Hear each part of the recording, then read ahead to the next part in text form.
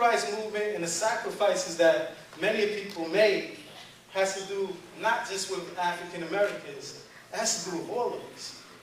So as you see, there are fears of schools turning all black. How many of y'all love coming to school? Raise your hand. Real talk, I don't care if your teachers are here now, how many of y'all love coming to school? So keep your hands up, keep your hands up.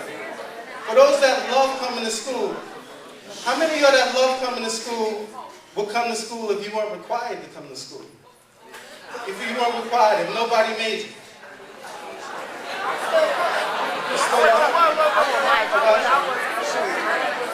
Now for those that still have their hands up, how many of y'all would come to school or would be at school today if quite possibly you could get seriously hurt or lose your life in the process of coming to school?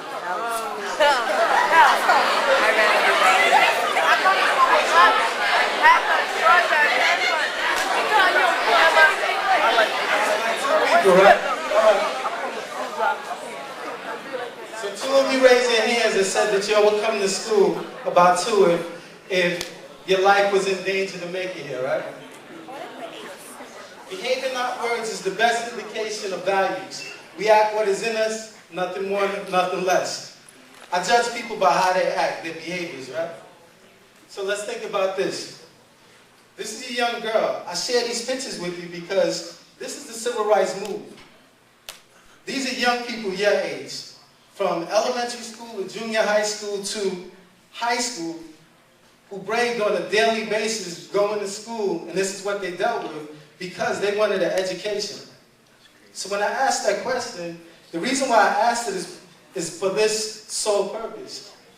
They put their lives on the line to make it to school to get an education.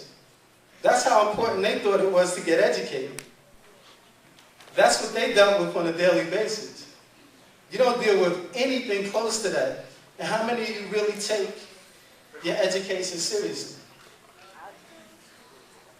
So when I said how many of you love school, I expect more hands. And if you don't love it, I expect you to figure out a way to appreciate the fact that you have an education, or that you can be given an education, because these are actual pictures. Look at the young boy. No more police brutality, right? Look at the next picture. He's younger than you.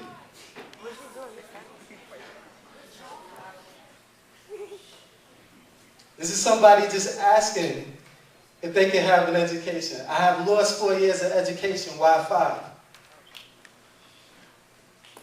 So when we look at segregation, or we look at the civil rights movement, or we celebrate Martin Luther King, it'd be a disservice to Dr. King to not celebrate and appreciate all of those thousands and thousands of people that put their lives on the line to go to school.